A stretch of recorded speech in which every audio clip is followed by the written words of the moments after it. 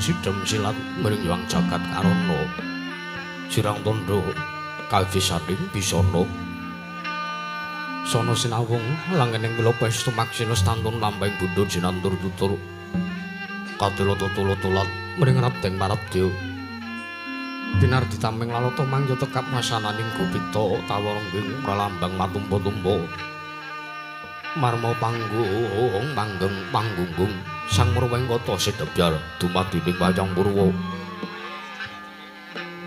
purwakaning kandha winarik runtuting basa dongeng kuna ngemu surasa yen narasaya karaos mula jare angrasa wandi wruhing diri rasa rumangsa rumang sandi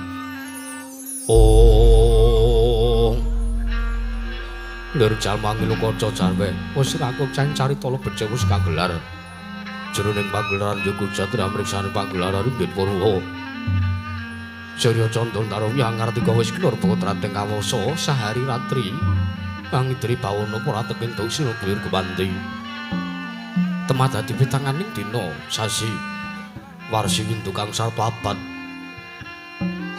tetulan tangkal temangkarta ya sinirambun kaya Jawa pating krembyah dadu padhang ing kutu-kutu walang katuga Brana Wang Brata dadu branan tanpa wicalan padang terwangat sinari sangbang renanging arsa murbawani jagat pungging jagat wetan tunggu-munggu mungging kalingan mungkin abang perngangah lamun gajayah dilan-dilata bumi saya tangu sumurup sangbang arko katos mubakanan kira ngabang esmu jenar kabur bawan sinari sangbang basonto tanem to katon dijo royo-royo amangku gunung ingkang biru moyo-moyo Pucing gunung iki malah gendanu kasil ring para bancana lenggat lenggut nganti kaya gunung Makuna Mega. Tan wetawis dangu seleng kawula tasih tinularsa angupaya boga karo Tegal Sawahi. Anglu urus-urus tatana pedhote sinambi sendonan sesindenan mikul karo gune. Anggir ngraja kayane sawanana pirembakan Samara Wangge. Sanggang Arkosa dangu saya inggil wis katon melos sinari jagat durung kebal papan lan kedulitan kulun sinari jagat kang samya boyo tur bunjur berkekuwung. Prandene tatan wonten ingkang amat dali kekuwung ing praja negari ing Simbar Manyura. Abanjar karo pambukaning kandha saratri ing mangke krana negaring Simbar Manyura dumadi saking pulo-pulo bebanjaran. Sinasapan tuya benawi tinampi ombak samudra binang langkut kang tanpa pagut. Pegating paningal kapantok uruting cakrakala wane-wane cakring pewisik saweneng gerbing jurang corong kinepung gue sirung kinarya sesuing peksi lawit yang sarang burung wonten ugi pasisiran tersasana jembar kebukaning pasir gumlahan garis pinggir tanem tuang rembuyung loyo-loyo ngarang witri rawir-wiron kelapa bumi subur pasiten mamuru sadengah nandur tangkar tumangkar kawuryan dadi Lajen tentang keparang caket dan mangarso mungung nalindreng Simbar Manyura nalindro kakabut kesa godheng wong Simbar Jojo kasinungan kasekten luwi nanggih Sang Nata Prabu Surabrama Diraja Ara Sang Nata Prabu Surabrama Diraja nalindreng Simbar Manyura ngawis sangjaring para nayaka para kadang miwah sangjaring para Senopati Wadyabala duen kawula wonten madaring negaring Simbar Manyura lenggeng kepareng caket dene mangarsa muhung nenggih Sang Adipati Naga Bantala datan kantun piswanira Sang Adipati Naga Bawana tan kantun piswanira Patih Negaring Simbar Manyura nenggih Sang Rekyanapati Dendha Bau.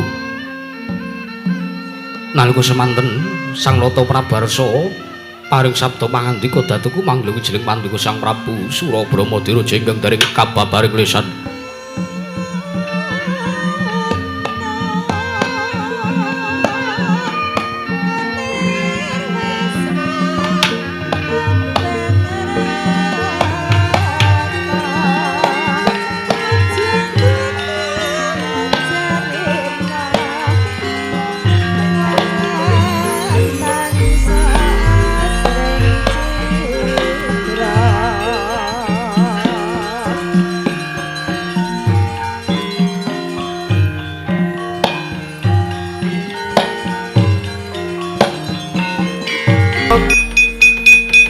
Sang Yaksendragara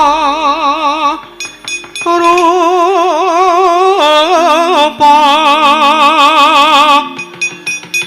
mangasos kati angin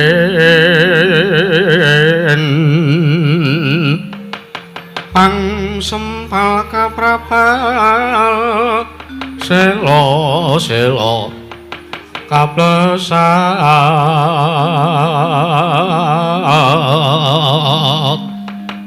satru lumawa mangungsi kagiat kagodha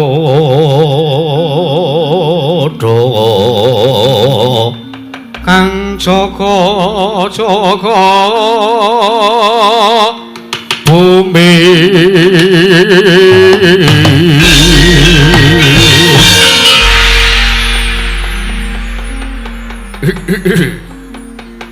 ya jagat pangestu ngara wayah turu jagat ya bandaku ya donyaku ya amal-amalku dhewe.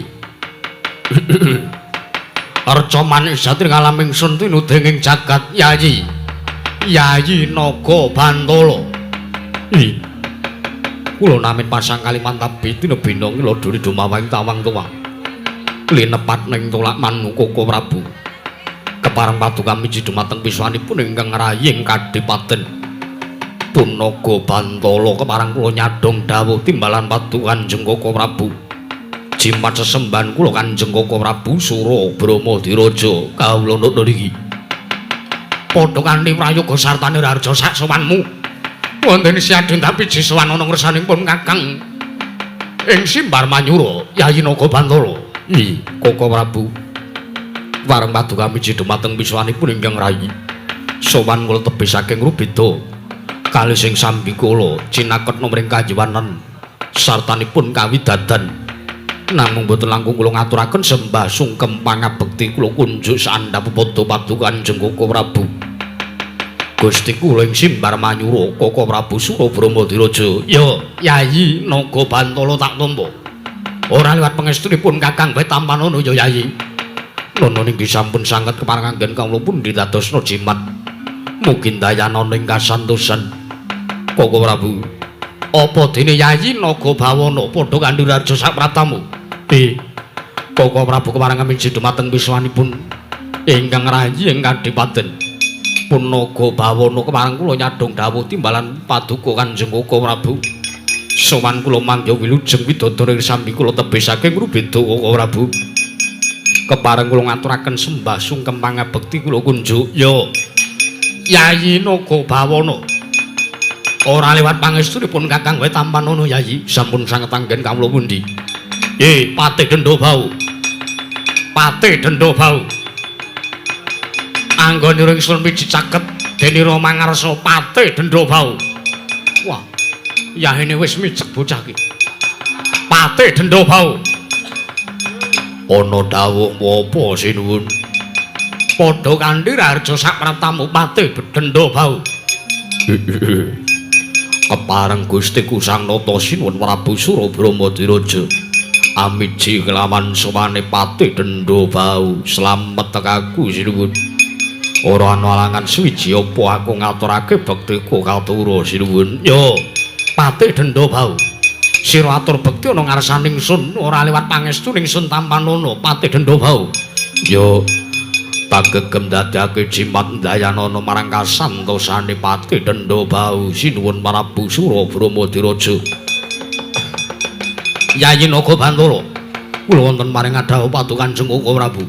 Apa dene Yayi Naga Bawana wonten maring paduka adhawa Kanjeng Koko Prabu Sura Bramadiraja. Mesti wae gawe kaget teka wektu dina iki panjenenganing Sun nglumpuhke Sanghyang Purwadabala. Merga cekak gampange. Blaka suta cekaos ora tak tutup-tutupi. Mesti wae Sanghyang Para Kawula sartane Siading Kadipaten uga wis mangerteni. Kalamun ta wektu dina iki ya ratu Gustimu ya panjenenganing Sun nedeng ora rena penggali merga wektu dina iki panjenenganing Sun ketaman lara asmara Yayi Naga Bantala. Waduh. Sejatosipun bab perkawis menika ingkang rayi ing Kadipaten sampun mangertosi. Kawit kala wingi jernyatanipun kula nyumurupi paduka Gusti Sang Nata menika kadedene satriya utawi Nalendra ing sakmangke sampun rubuh bebeteng jiwa kanalendranipun.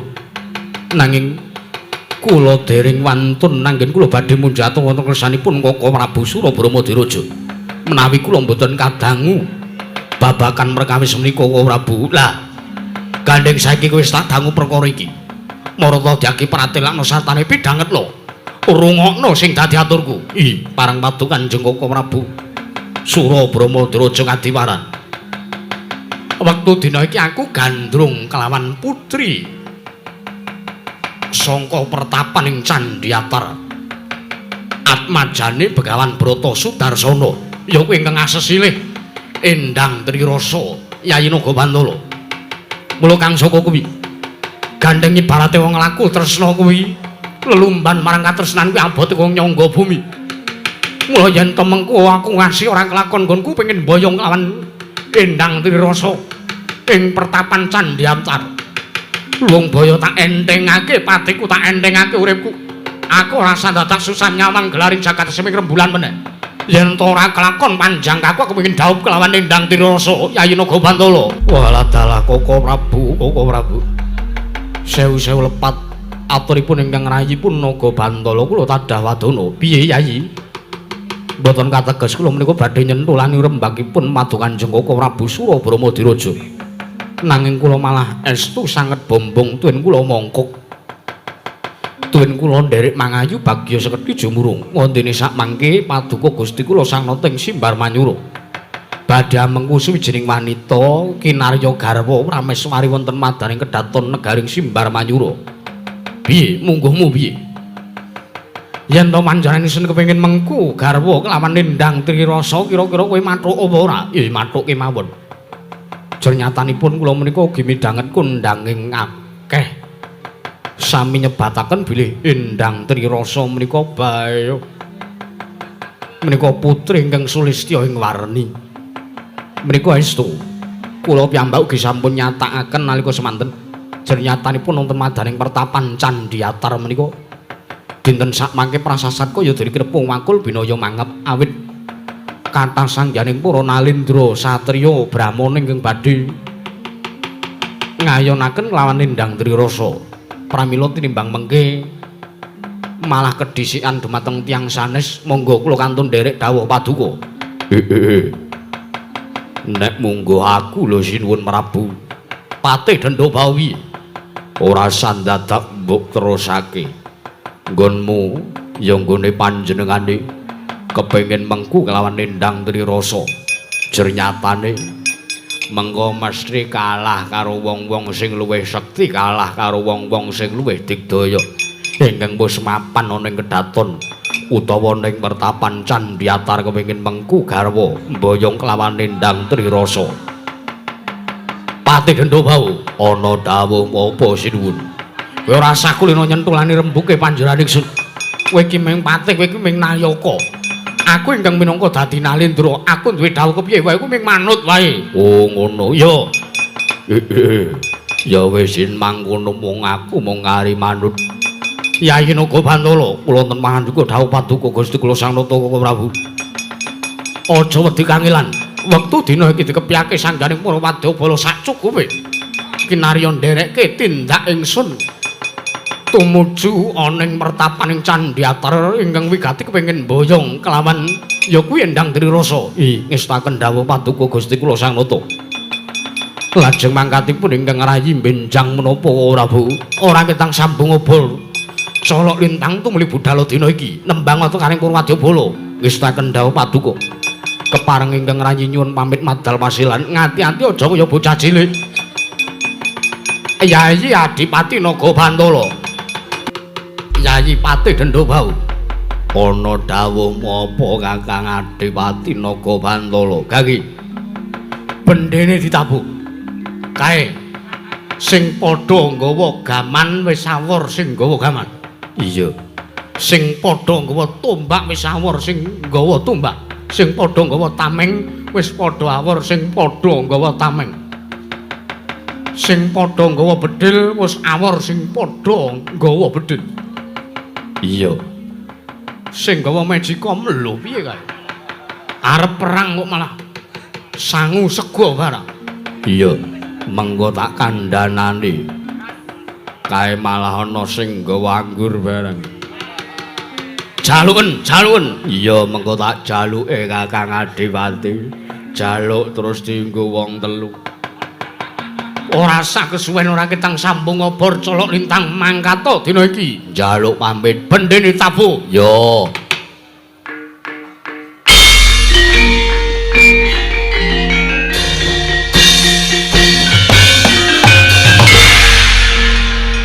Suaranya gumurun munyo bende sasauran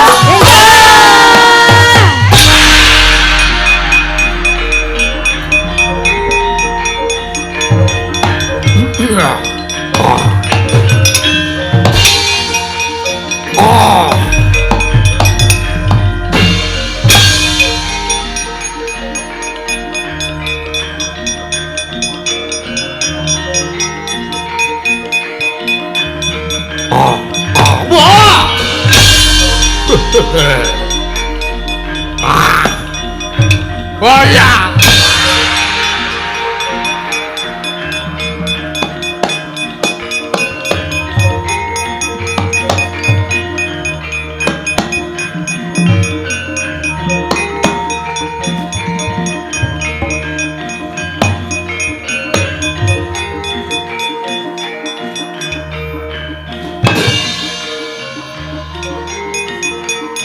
Wujudmu lho.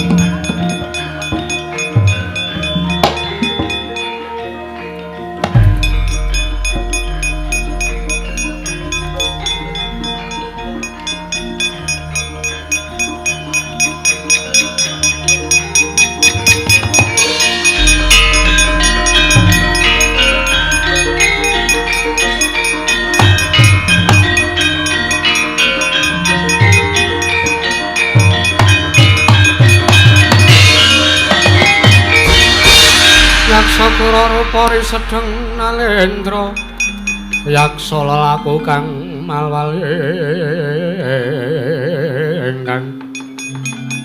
gambira marang angise siya ngamata Prabawa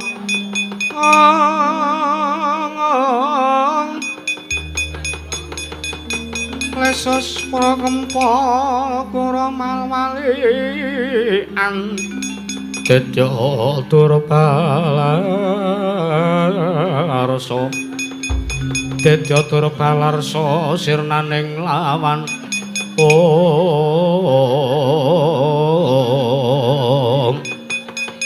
Om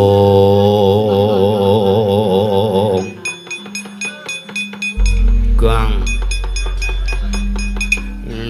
Nyem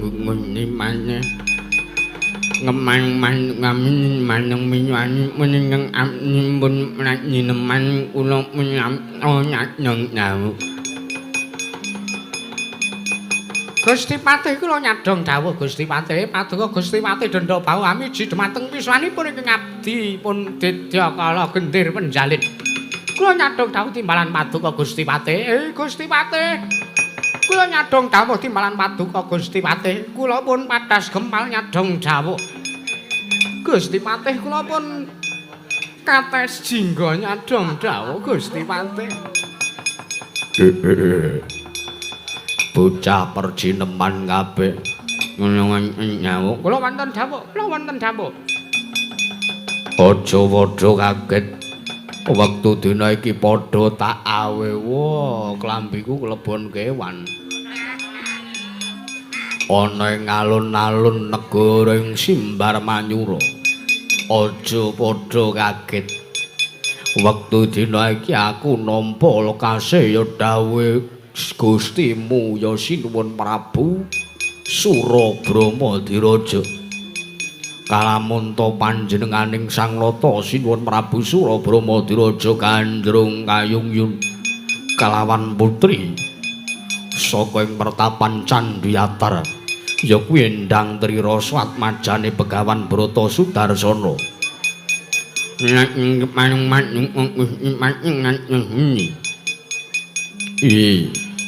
Tumenggung Jaya Karneli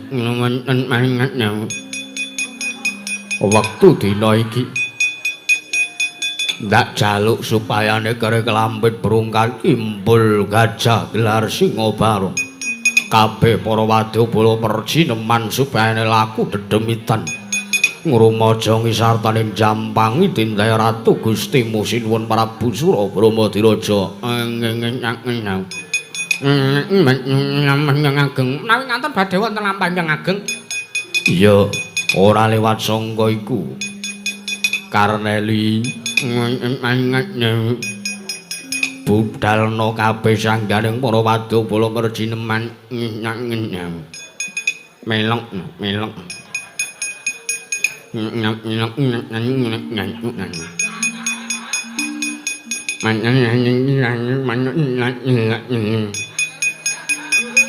kowe iki ngomong apa ora nyenging nyawa manung ngono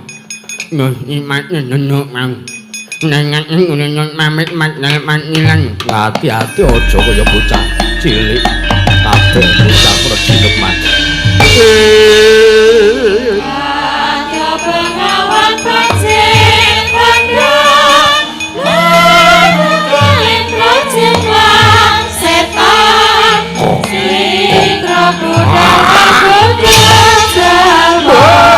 pengawan pancen pandang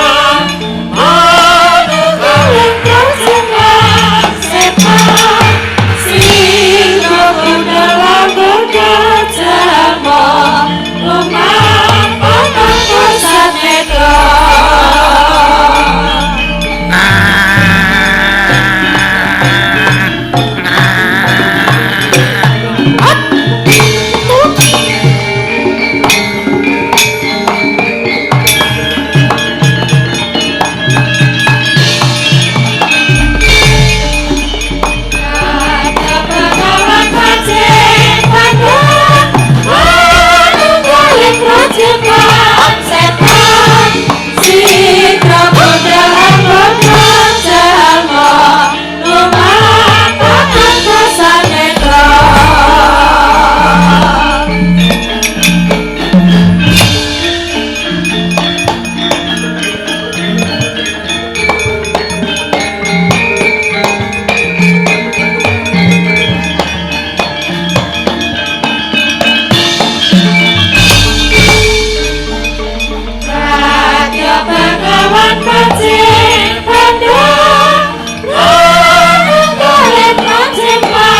setan sing krokodil krokodil jalma lumampah makasan netra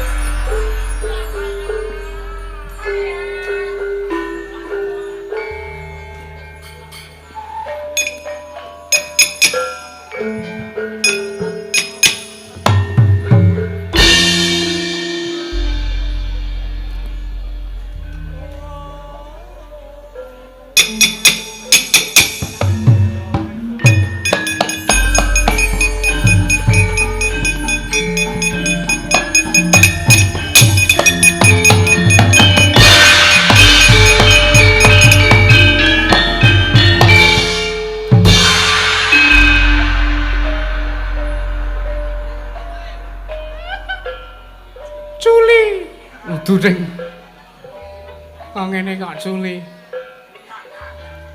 Ayo kanca-kanca padha budal. Aku tak ora melu sik. Aku tak ning Jakarta wae. Wong dina iki pelantikan. Kanca budal co.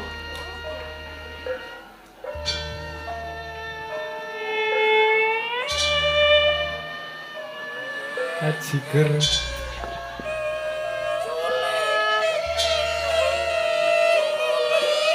Juli. Juli. Juli.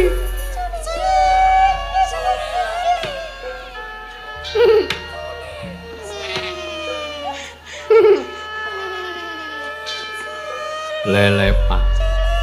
Lelepa. Lelepa. Lelepa. Lelepa.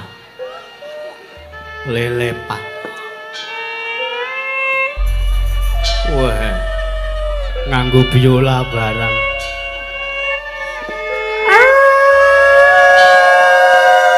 Apa kae?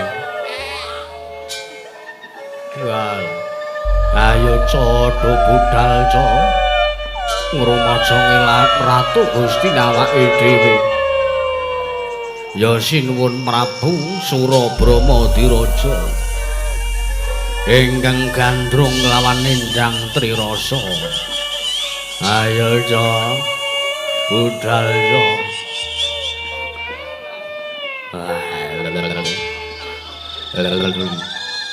Sapa iki? Sinden rong tau weruh le menyang iki.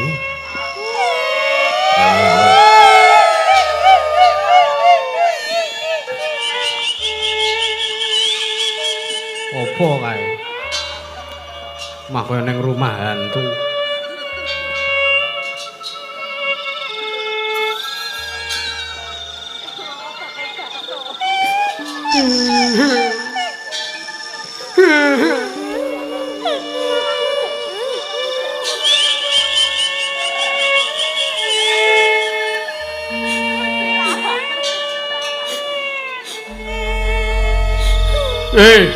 Cah. Wah kok do ngijling wae. Enteni bos,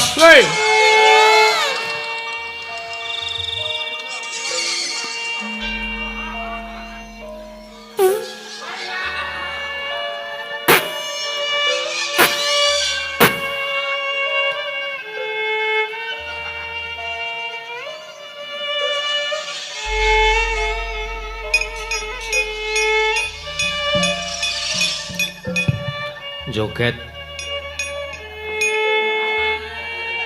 Ayo. Ayo. Sing bare entuk titipan.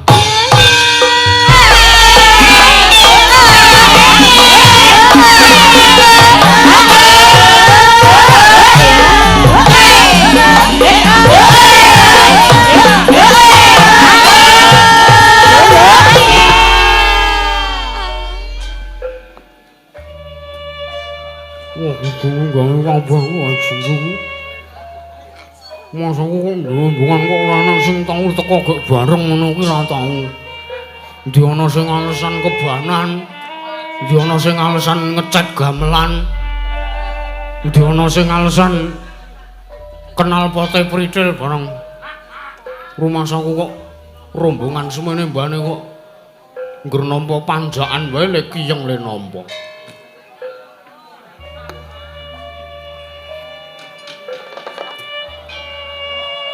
Ayo rombongan campur sari. Ayo. Ora, ibu kok semene gedene.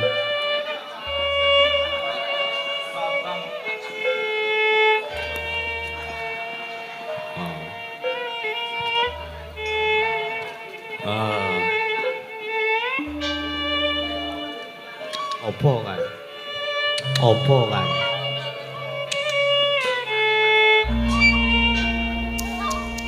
Pak, Apa?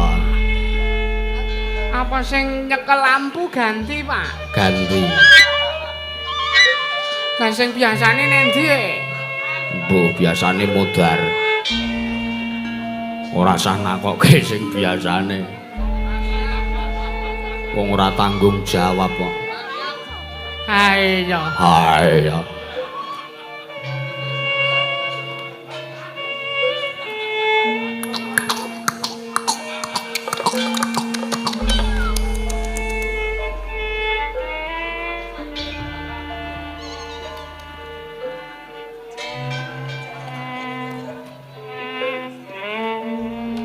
Cah.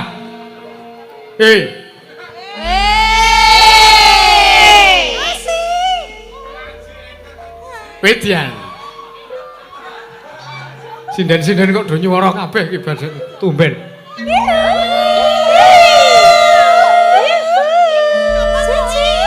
Wedian. Wis ah. Aku bar jaipongi wayang campursari entuk titipan.